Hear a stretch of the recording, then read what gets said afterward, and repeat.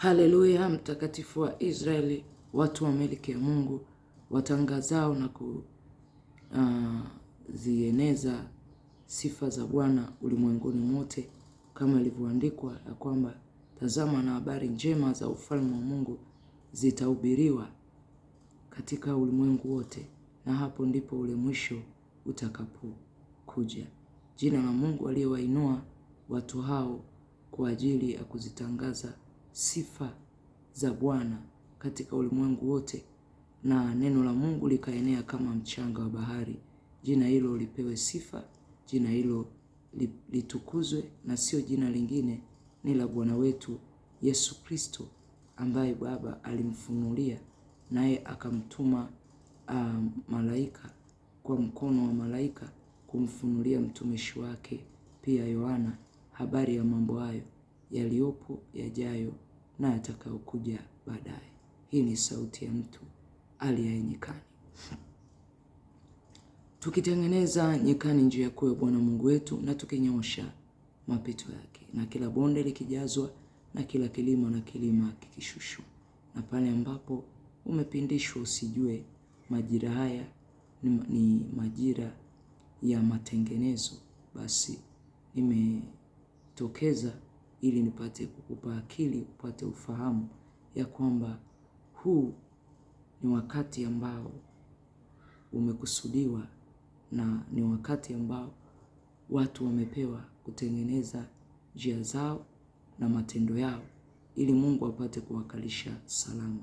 Lakini ikiwa ni nje ya haya tunayoyazungumza ya uamsho na matengenezo, basi ndivyo neno la Bwana liliponijia na kusema nami katika njozi ya usiku kwamba mwisho wa kila mwenye mwili umeijia dunia. Tuombe. Baba, ninakushukuru kwa neno lako la nyakati na majira, kwa maana umesema nyakati hizi ni nyakati za hatari, na ni nyakati za watu kukaa na kutafakari upya njia zao na matendo yao, ili upate kuwakalisha salama katika mataifa yao, au katika miji, au katika kabila na jamaa na lugha. Ninakushukuru Mungu uliyenifunulia haya ili niweze kuwaletea wana wako, taifa lako takatifu, watu wa milki ya Mungu wanaotangaza sifa zako ulimwenguni mote, na wote wenye pumzi na uhai wapate kusema amen. Basi moja kwa moja nikiwa kwenye tafakari ya njozi ambayo nimetangulia kusema hapo nilipoanza kueleza ujumbe huu, ilikuwa ni huzuni, na ni Mungu ametaka nikujulishe yale ambayo anapanga, yale ambayo amekusudia, na makusudi ya Mungu hayawezi kuzuilika, na mapenzi ya Mungu hayawezi kuzuilika, na huwa tunavunja mapenzi yetu kupisha mapenzi ama makusudi ya Mungu. Iwe ni mema, iwe ni mabaya, haitabadilisha kwamba yeye sio Mungu. Hata alipoangamiza wakati ule, alipomwambia Nuhu jenga safina, haikupunguza wala haikuonyesha kwamba ataangamiza watu kiasi hicho. Yeye ndo aliyewaumba, na yeye ndo anayeweza kuwaondoa. Kwa hiyo nipate tu kukuambia,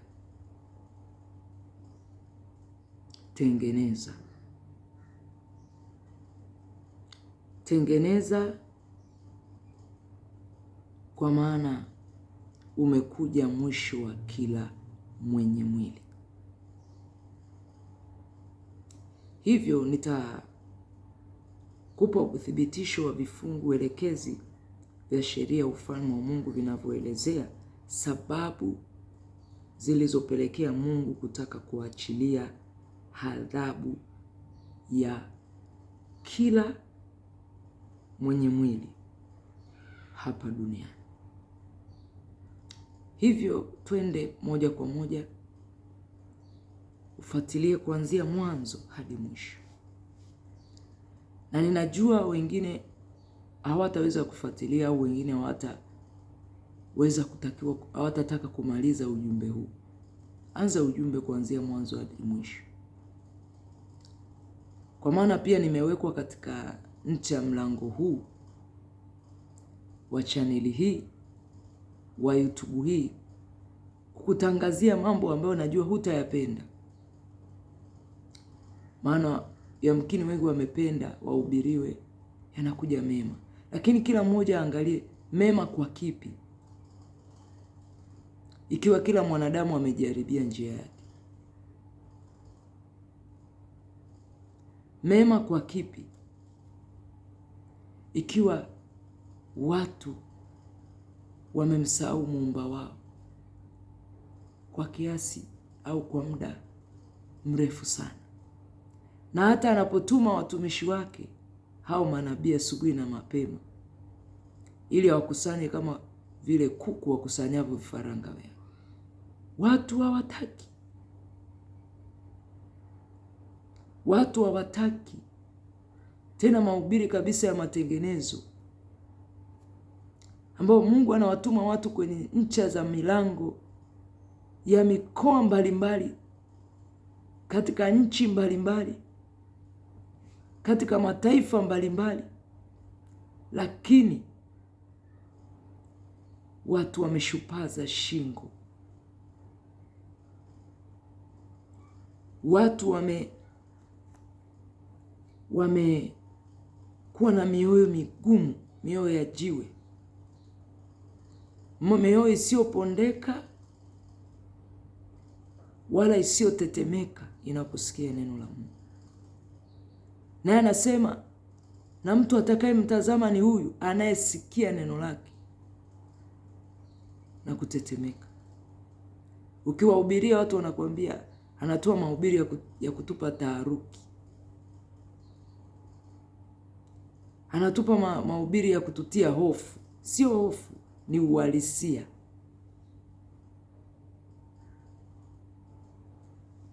Ni wakati wake ulioamriwa mahubiri hayo yawafikie. Ndio maana hata ukisoma hiyo Hezekia ambayo nimetoka kuelezea 21, anakuambia tuwe tabiri, ni mwisho wa kila mwenye mwili umekuja wapi? Duniani. Na anasema kabisa ni mwisho wa kila mwenye mwili, maana tunaona upanga wa Mungu umeelekezwa kila ncha ya milango. Haukuti mhubiri aliyeinuliwa na Mungu kwa sasa anakuhubiria mazuri, anakuhubiria utajiri, mafanikio. Huyo sio chipukizi. Huyo sio aliyeinuliwa na Mungu. Walioinuliwa na Mungu watakuhubiria habari ya toba na msamaha iletao ondoleo la dhambi. Ni matengenezo. Kwa Mungu ameweka katika kila nchi ya mikoa. Kama ni Mtanzania unanisikia, kama ni Kenya, Uganda, wamo humo. Na hata wakati unapohubiriwa unasikia moyo wako kabisa unayeyuka na magoti yanalegea, kwa sababu si maneno ya Mungu yote yanaweza kukufurahisha. Na yeye hawezi kumweka mtumishi wake ili kila mtumishi anayekuhubiria umfurahie au umpende. Wengine tumehubiriwa kabisa huku tayari, utakuwa watu wa kuchukiwa kwa ajili ya jina langu, kwa sababu tu ya kusema kweli, yani unachukiwa. Kwa hata niliyoleta mahali hapa sio kwa ajili ya kupendwa, Maana mtampenda mtumishi anayekuhubiria habari ya mafanikio, habari ya mema, habari ya amani. Lakini hakuna amani kwa wabaya. Hakuna amani. Maana ni wakati ulioamriwa wa vita. Ni wakati wa kisasi cha Mungu. Ni wakati wa malipizo ya kutoka kizazi cha kwanza, cha pili na cha tatu kwa kile ambacho kizazi hicho pia kimefanya machukizo makubwa. Hivyo basi, ninajua kabisa hautapenda mahubiri haya. Hautapenda maneno ya Mungu haya. Lakini ameniambia kawanyweshe kikombe hicho cha neno langu la agano la kale. Katika hichi kitabu cha Mwanzo 6 mstari wa 11 na ile aya ya 13. Ni agano la kale. Na wapo mnaohubiriwa kwamba mambo ya agano ya kale yamepita. Tuhubirieni mambo ya agano jipya.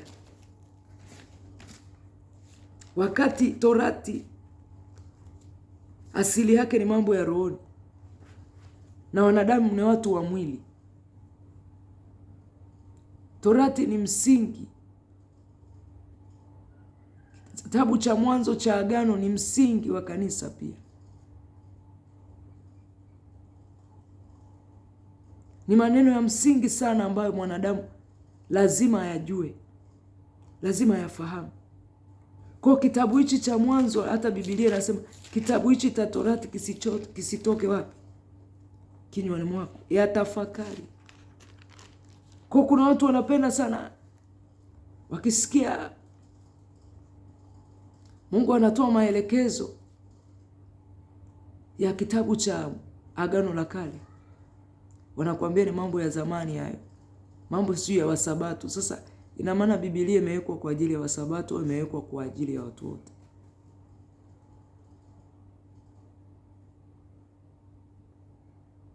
Na Mungu hata angalia dhehebu, dini yako inaitwa nini.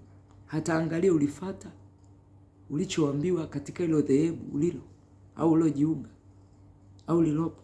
Maana ndio Biblia hii ndio inayosomwa. Na kuna watu wengine kabisa wanatafuta ni maneno gani ya kusema. Kwa agano la kale mkiwa mnasomewa hamtaki. Lakini wakati huo mnapohubiriwa habari ya mavazi, ya namna gani mwanadamu aishi katika nyumba ya sala,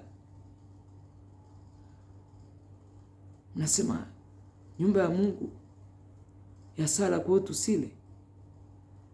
Lakini amepatenga kwa ajili rasmi, sebuleni unakula. Ndio maana mahali pake rasmi pametengwa. Chumbani ni mahali pa kulala. Kwa ni taratibu tu zinaharibiwa. Na kila ukisoma wa Korinto wa kwanza 14:40 sema kila jambo lifanyike katika hali ya usafi na nini? Utaratibu. Kwa mambo ya agano la kale hapana. Lakini wakati mnaambiwa kuna pigo linakuja kila mwenye mwili, mtasimama kwenye Zaburi 118:17 sitakufa. Si bado mnatumia agano la kale? Hacheni basi kutumia. Maana mnaohubiriwa ni agano la kale. Mbona mtasimamia Isaya 54? Kila silaha itakayofanyika juu yangu haitafanikiwa. Isaya 54:17. Mnatumia nini hapo? Kwa tuache kupotoa au kupotosha watu. Mungu anasema kitabu hichi cha Torati kisitoke pia kinywani mwako. Na hakuja kutangua, bali kuhakikisha haya yaliyopo huku yanatimilizwa. Hata wao usipotimiza, wapo ambao Mungu amewaeka kuyatimiza maagano yake, makubaliano yake. Kwa nazungumza hivi nikijua kabisa wako wapingaji watakaosema ilikuwa wakati wa Nuhu. Sasa sikiliza neno hili, we mkaidi. mpingaji. Maana wapinga Kristo sasa wamekwisha kwako, na ni wapinga Kristo ni Wakristo wanayelijua hata neno la Kristo na wakalipinga. Na anasema najua hawatakusikia kwa maana hata mimi hawanisikii. Hawatasikia hata maneno utakao kuagiza uwaambie, kwa maana alikuja kwa walio wake pia hawakumpokea. Walio wake wanayelijua neno la Kristo hawakumpokea, bali waliolipokea walifanyika kuwa ndio watoto wake. Kwa hiyo nazungumza na watoto wake, siongei na watu ambao wanapinga. Maana najua kabisa watasema hayo yalizungumzwa na wakati wa Nuhu. Yalikuwa pia ni mafundisho na maonyo kwa kizazi hichi. Kila aliyeandikwa huku anatufundisha na sisi. Leo mbona mnahubiri kwenye Agano la Kale mtu hajazaa, unampa agizo andiko la Abrahamu, unampa andiko la Penina?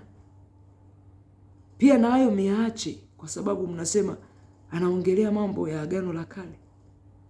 Kwa nini mnayahubiri? Basi kama mnayahubiri, na sisi tumepewa kwa sehemu. Anasema Mungu akawapa kila mmoja kwa sehemu, akammegea mkate wa neno lake kwa sehemu, akasema walishe mkate huu, hata kama mwingine pia huwa sio mtamu kwenye kinywa chako, hata kama kikombe hichi ambacho ni neno lake kitakuwa ni kichungu kwako, utakinywa. Akasema wanyweshe kikombe cha ghadhabu, ni neno lake, na yeye ndiyo mwenyewe aliyeghadhibika na kusema hakika. Maana Mungu anaweza kugeuka na akawa chochote. Alipokuwa amesimama katika mlima Sinai akiwa anaomba na wanafunzi wake, amepanda mlimani, mavazi yake yaligeuka. Kama anaweza kugeuka kuwa chochote, anaweza kuwa kimbunga. Maanake Mungu ni vyote ndani ya vyote katika vyote. Anaweza kuwa chochote. Sasa nisikilize neno hili katika kitabu cha Mwanzo 6:11-13. Ananiambia ni mwisho wa kila mwenye mwili, kwa sababu anasema kwa sababu zilizopelekea mpaka Mungu kutaka kuachilia adhabu kwa mwisho wa kila mwenye mwili. Anasema hao waliopo katika dunia, anasema dunia ikaharibika mbele za Mungu. Dunia imeharibika, tena imeharibiwa na hao wanaoikaa. Anasema dunia ikaharibika mbele za Mungu, dunia ikajaa dhuluma.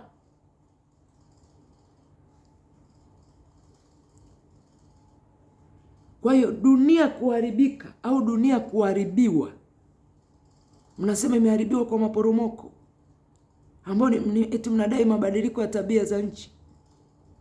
Imeharibiwa kwa tsunami, imeharibiwa kwa volcano, kwa viberiti vya moto kama Sodoma na Gomora. Eti ni mambo ya mabadiliko ya tabia za watu. Bwana akasema nitaiharibu dunia pamoja na wanaokaa. Kwa ikishaharibiwa, hapo unapokaa utakaa wapi? Kama tunavyoona Uchina,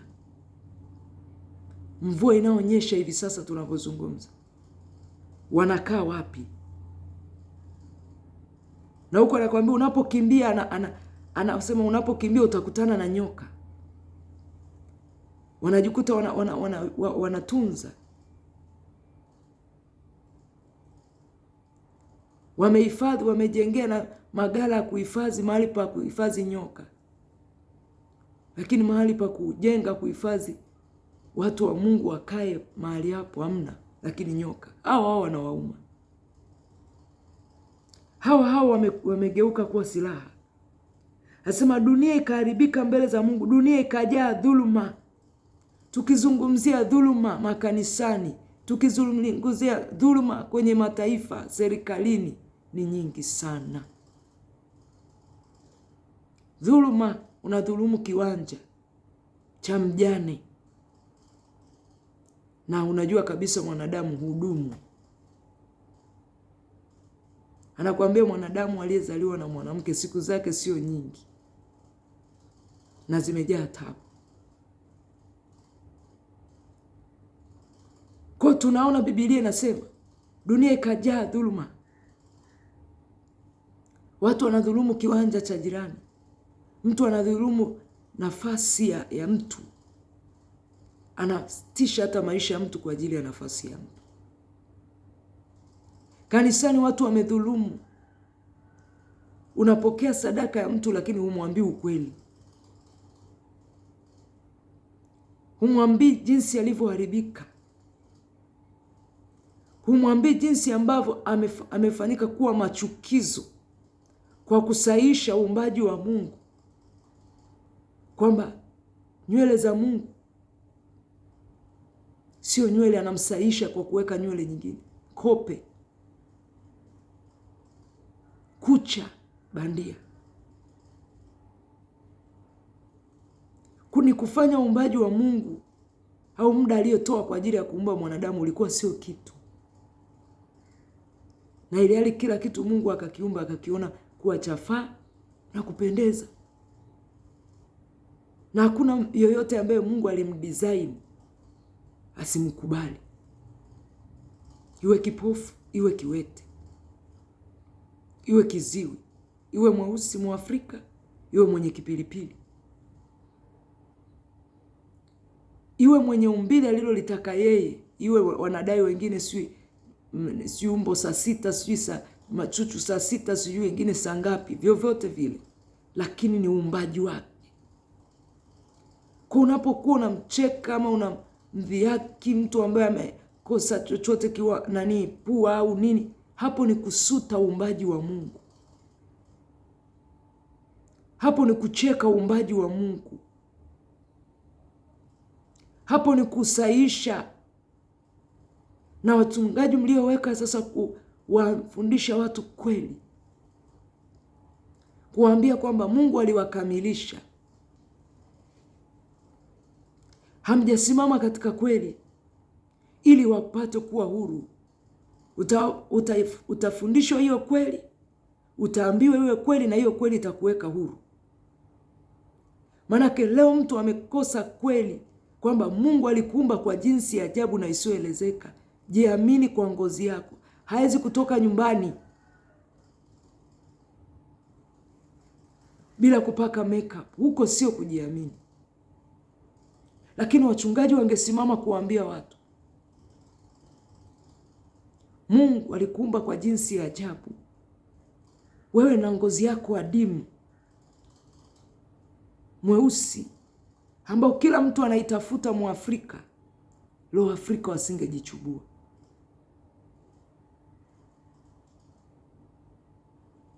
Na wangekuwa huru na ngozi zao.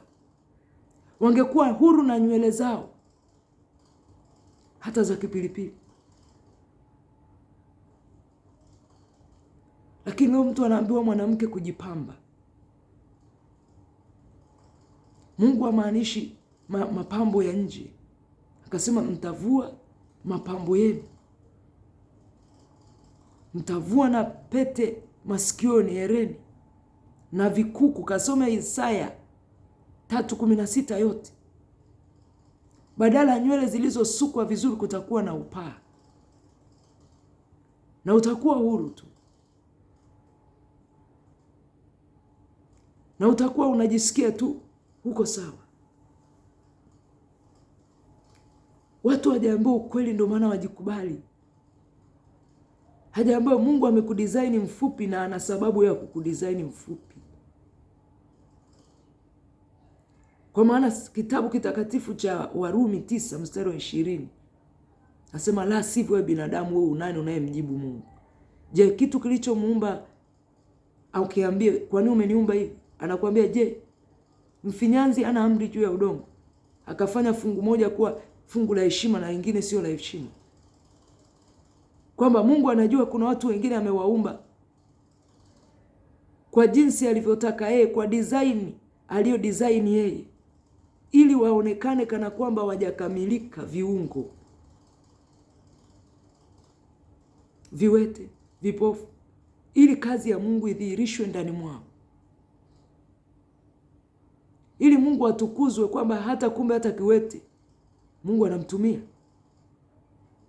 hata kipofu Mungu anamtumia. Hivyo leo tunaona jinsi ambavyo kanisa limekuwa pia limezulumu wachungaji, wamekuwa wanazulumu. Kuwadhulumu kwa kutokuambia ukweli ni kudhulumu.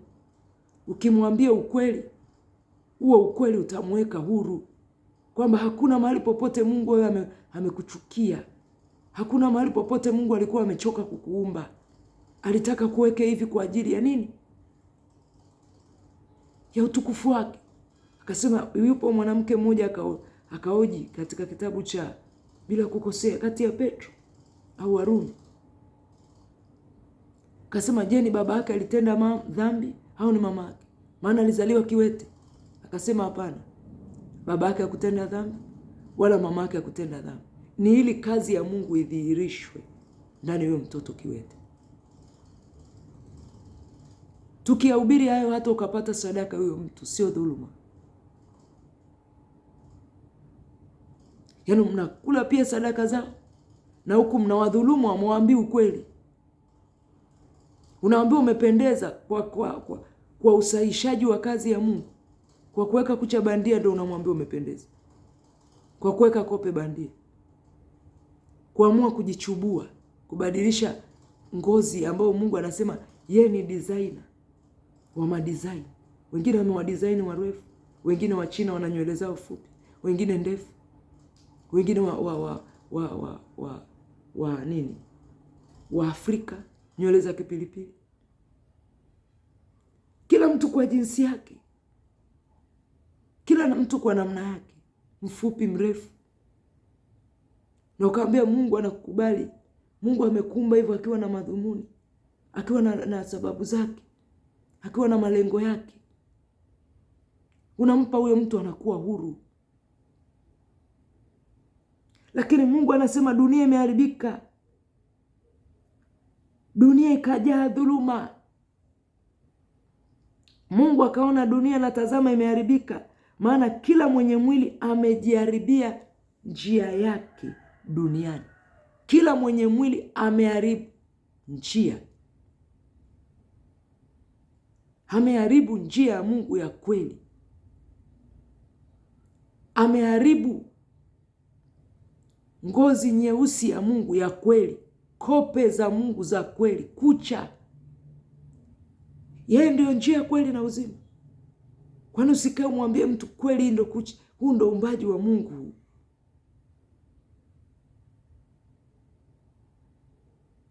Kila mtu amejaribia njia yake. Kuna mwingine Mungu amemweka njia yake, njia yake amefanikisha. Mwingine anaenda kuziba njia ya mtu, anachukua nafasi ya mtu. Watu wamejaribia, wameharibu njia ya Mungu. Kila mtu amejaribia, amejiendea kwenye njia yake. Nasema mimi njia niliona niifuate ni pombe. Njia niliona inanifaa, inanipa amani, ni mpira. Wakati maandiko yanasema mtu akipenda dunia, kumpenda Mungu hakumo ndani. Yaani umeipa mpira kipaumbele, umeipa disco, katuni kwa watoto wenu kipaumbele kuliko Mungu. Akasema taa zao, wale wanawali 5 na wengine 5 wapumbavu, taa zao zilikuwa zijajaa mafuta, zimejazwa miziki ya dunia, imejaza magazeti, mipira. Una taarifa zote una ratiba zote za Liverpool, Yanga, Simba, lakini ratiba ya ibada una. Una ratiba yote kama ni mwanamke, movie gani kesho? Tamthilia gani? Season imeishia wapi? Hizo utahadisia, utasimulia. Lakini huwezi kusimulia habari za Kristo. Huwezi kushuhudia, utashuhudia mpira jana umefanyaje, lakini shuhuda za Mungu huna. Utashuhudia chumvi imekusaidia mafuta ya Mwamposa na keki, lakini utamshuhudia Kristo alivyowafufua wafu, alivyowaponya wakoma. Kwa hiyo leo watu wanaenda kwa sababu wameshuhudiwa mafuta, keki, lakini sio wameshuhudiwa habari za Kristo. Wafuati Kristo, hawaendi katika njia ya kumfuata Kristo. Njooni kwangu nyinyi nyote, wanakwenda kwa ajili ya keki, mafuta, chumvi, vifaa vya kiroho vya kuhani Musa, vya suguye. Watu wameiacha njia. Watu wameiacha njia, ni mwisho wa kila mwenye mwili. Watu wamedhulumu nyumba za watu wengine, nafasi, vyeo, na havitapeleka mtu yote popote. Mwisho wa kila mwenye mwili umekuja. Dunia imejaa dhuluma. Unamdhulumu, yaani ni haki yake. Machinga ndio sehemu alipoweka, unadhulumu asifanye kazi hiyo. Umemdhulumu. Mtu anadhulumu maisha ya mtu, anatoa uhai ili afanikiwe kwa kutoa kafara ya mwanafunzi au ya mtu yote. Kama taifa la Tanzania wamekata shingo ya kijana mmoja, amezikwa bila shingo. Mmedhulumu maisha yake, mgawane viungo eti kwa sababu mpate utajiri. Mwisho wa kila mwenye mwili. Mungu anayaona yote.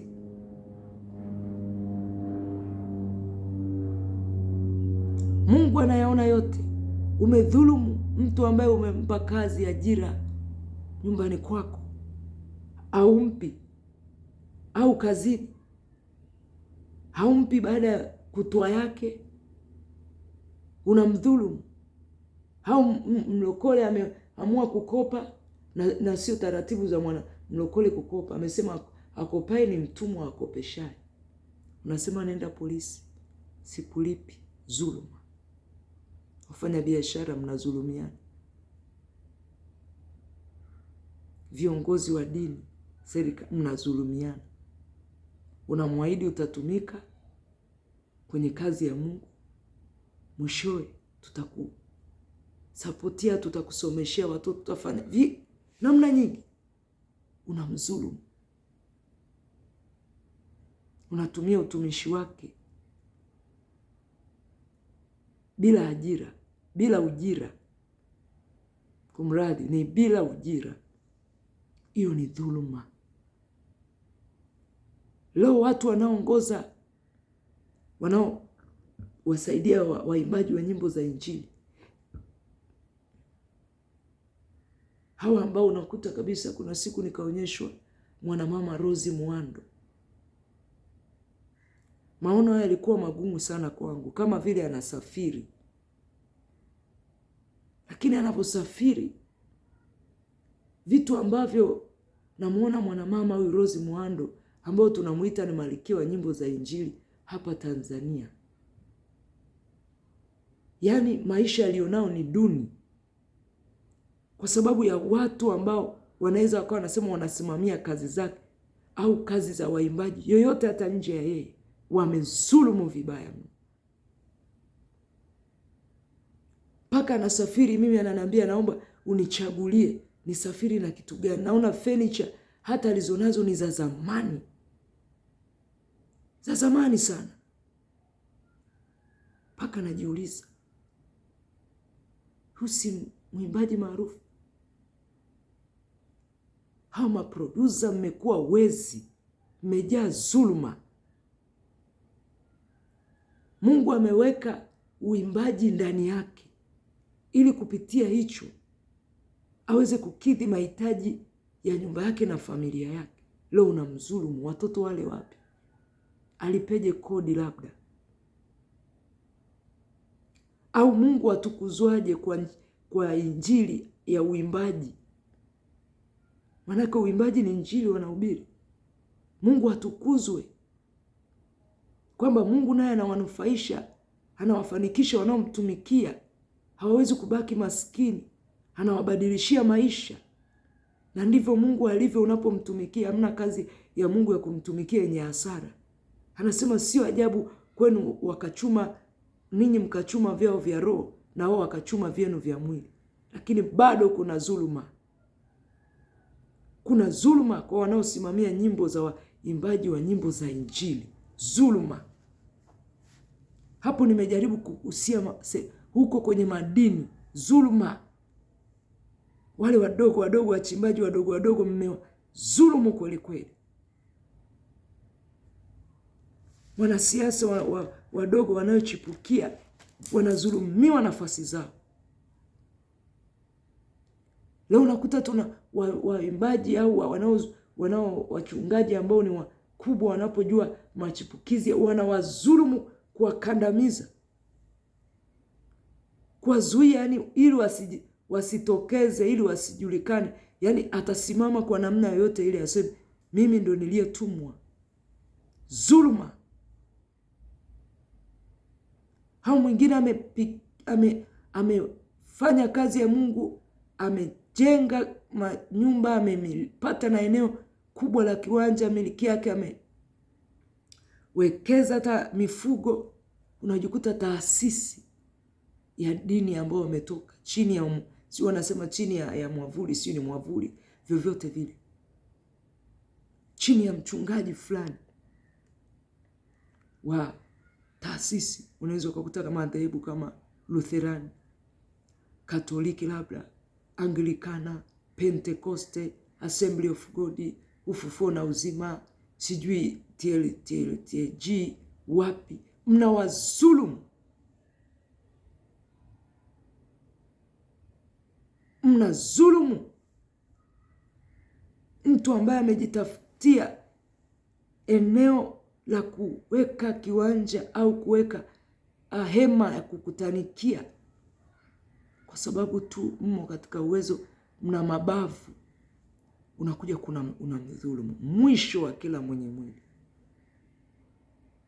Mwisho wa kila mwenye mwili. Hapo nimejaribu kuongea kwa uchache sana. Dhuluma imejikita sana hata kwenye taifa langu Tanzania, mabara ya Afrika, mabara ya Asia. Yani dhuluma.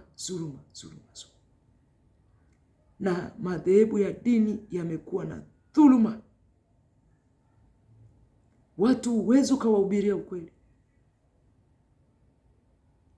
Wahubiri wanaotoka chini ya wanadhulumiwa, hawapewi haki zao,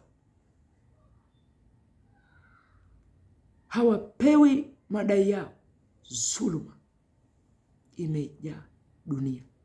Na hapa naisimama kama mhubiri wa kuhubiri habari za siku za mwisho. Rama sino nina Masaya. Nasimamia tena kifungu hichi cha Agano la Kale ambacho hamkipendi. Mnasema ni mambo ya kale. Mwanzo 6 mstari ule wa 13. Mungu akamwambia Nuhu, na Mungu akaniambia katika njozi za usiku, mwisho wa kila mwenye mwili umekuja mbele zangu. Kwa Mungu anasema mbele zake ameona ni mwisho wa kila mwenye mwili, maana kila mwanadamu amejaribia njia zake na dunia imejaa dhuluma, kwa sababu wamejaza dunia dhuluma, basi nitawaharibu rina masia pamoja na dunia. Anasema nitaiharibu. Angalia mataifa yanavyoharibiwa. Angalia mataifa huko Pakistan Angalia matetemeko yaliyopiga Uturuki. Angalia mavolkeno. Angalieni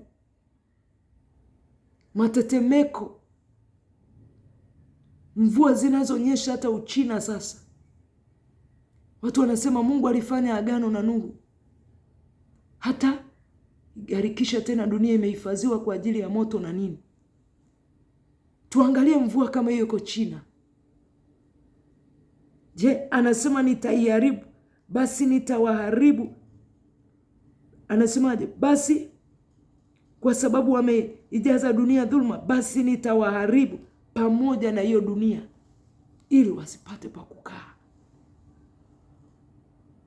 Wangapi ambao makazi yao yameharibiwa, ambayo hayawezi kukaliwa na jamii, hayawezi kukaliwa na kabila hizo. Zimekuwa ni majangwa, hayawezi kupanda mbegu ikamea, hawezi kupanda mboga. Dunia iko mwishoni. Dunia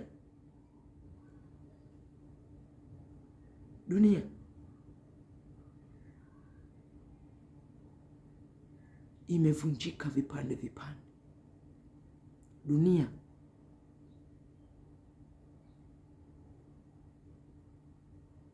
imebomoka. Mimi nasimama hapa kukuambia kama vile neno la Mungu pia lilivyomjia pia Ezekia.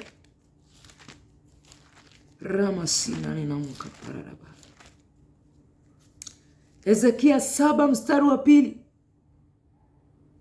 Na wewe mwanadamu, neno la Bwana lilimjia Yeremia, Ezekia,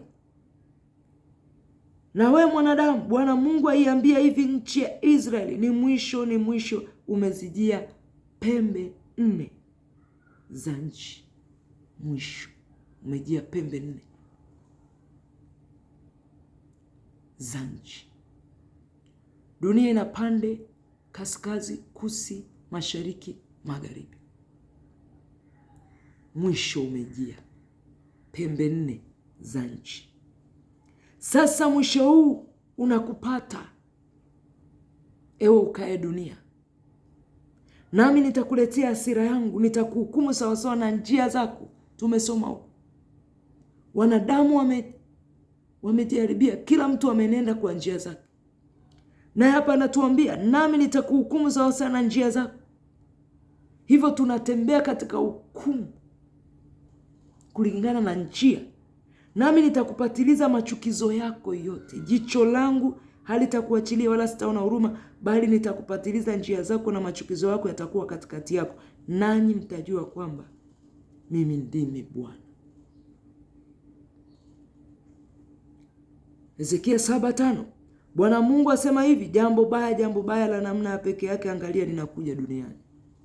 Mwisho umekuja, unaamka ukupate, angalia unakuja. Ajali yako imekujia, we ukae katika nchi hii. Majira yamewadia, siku imekaribia, siku ya fujo wala si shangwe.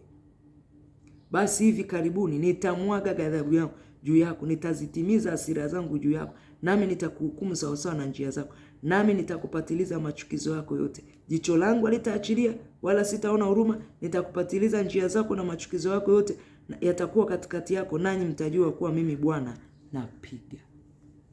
Ndivyo dunia itajua kwamba Mungu ndo anapiga. Ninaposema haya, Mungu akamwambia Nuhu wakati alipokuwa akimwambia mwisho wa kila mwenye mwili. Unaona hapa chini kwenye hichi kitabu cha Agano la Kale, ambao wahubiri wengi wa madhehebu mbalimbali wanakataa Agano la Kale, lakini atakapotimia ndo mtajua ametoka kwenye agano gani. Na Mungu anaona kwamba kwa kuwa hata hilo agano mmelivunja, hilo patano, hakika na zao hili na uzao wa kizazi hichi, uzao wa kizazi hichi, ambao uzao huu wa kizazi hichi umepata pia mazao ya ulimwengu huu, mazao ya disco, mazao ya bangi, mazao ya nini, na watu wakayapenda, kasema nitaichoma kwa moto. Hataichoma kwa moto. Sehemu nyingine mafuriko, sehemu nyingine tsunami, sehemu nyingine volcano, lakini ndivyo mwisho wa kila mwenye mwili utakavyopata dunia hii. Lakini mwanzo hapa, baada ya Nuhu kuelekezwa hayo, alipewa maelekezo pia ya kutenda kwa mujibu wa kifungu hichi cha sheria ya Mwanzo 6:14. Akasema ujifanyie safina. Ujifanyie safina ya mti wa mvinje, nafanya na vyumba ndani yake. Leo Mungu asema ujifanyie matengenezo. Jifanyie matengenezo. Tengeneza pale ambapo pamefanyaje? Pameharibiwa. Hapa tunafanya matengenezo ya kukuambia sio wakati wa matengenezo ya kucha bandia, kope, wala nywele, wala mipira, viwanja vya mpira, wala sio matengenezo ya kukarabati baa, makasino. Tanzania, Kenya, Uganda, Burundi, Rwanda, Nigeria, Algeria, iwe ni Saudi Arabia, iwe ni Roma, Italia, iwe ni China, iwe Japan. Si wakati wa kusema ni matengenezo kwamba mlipoharibu, Mungu alipopaharibu mtatengeneza, atapaharibu tena.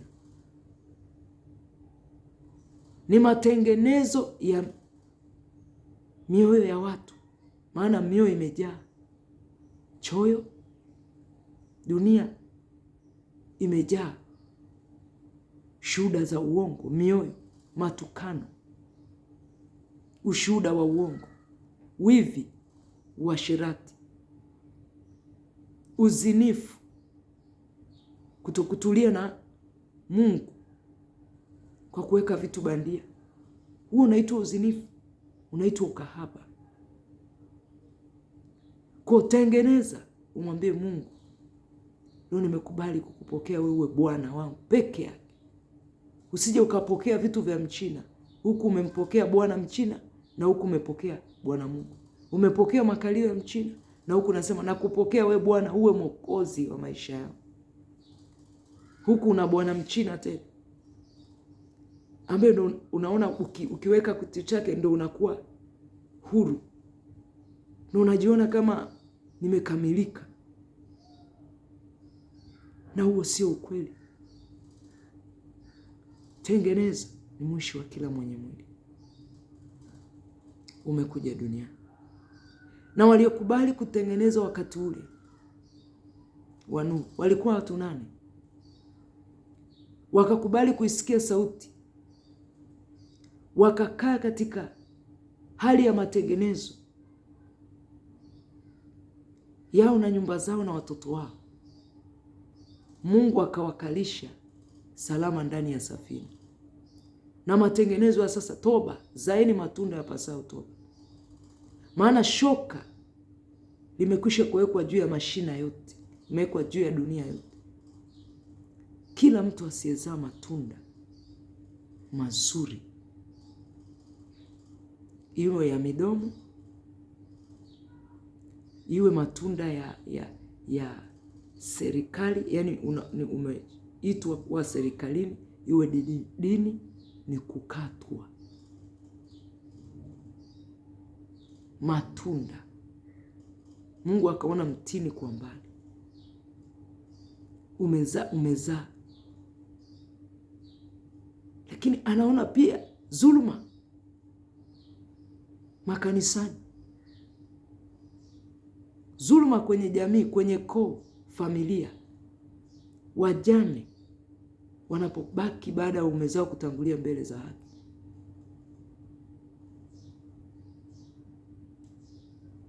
Mimi pia ni mmoja ya mzazi wangu, naye ni muhanga. wa kuamua kabisa. Baba ameondoka, wanainuka watu kwenye familia. Unakuta baba wadogo, mama wadogo, mashangazi wanachukua nafasi ya mama, au wanachukua kiwanja alichoachiwa.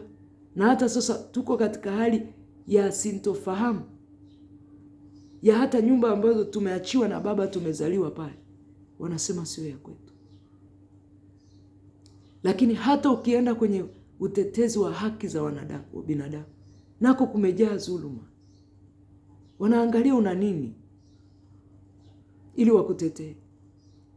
Wale wamejaa dhuluma, wanasimama, wanaenda kwenye, kama ni watu wanasimamia haki za watoto wajane, watima, wanawake wajane, kule pia kuna dhuluma. Wanaenda wanapewa rushwa. Hupati haki yako. Hakika unamwambia Mungu, ni za haki na za kweli hukumu zako. Dunia imejaa dhuluma. Umesema utaipiga dunia, na waliojaa dhuluma wamejaa dhuluma. Imetosha, imefika mwisho. Hii ni saa ya matengenezo. Hii ni saa ya kuwalipa kisasi. Hii ni saa ya kuwalisha hukumu ya mapatilizo ya adhabu na hasira kali yako Mungu, kwa kile ambacho jamii imetendewa. Ni masikitiko na ni huzuni, na umeona kwamba hivyo vimejaa mbele ya macho yako, dhuluma, na ukasema ni mwisho wa kila mwenye mwili umekuja mbele ya macho yako. Kwa kama Mungu mbele ya macho yake anaona ni mwisho wa kila mwenye mwili, utasema umtazamishe Mungu kitu gani ambacho hajakiona? Atazame nini? Ametazama akaona umekufika mwisho. Tutatumia njia gani kumtazamisha Mungu abadilishe namna alivyoona? Ni wakati wa kumwambia Mungu, nimekosa. Ni wakati wa kumwambia Mungu, ninaacha njia zangu. Dhuluma hiyo ndio itakupa ukae salama, wewe na nyumba yako na familia yako. Mungu akubariki sana. Asante kwa kunifuatilia au kufuatilia jumbe mbalimbali kupitia chaneli hii ya Yerusalemu TV. Amen.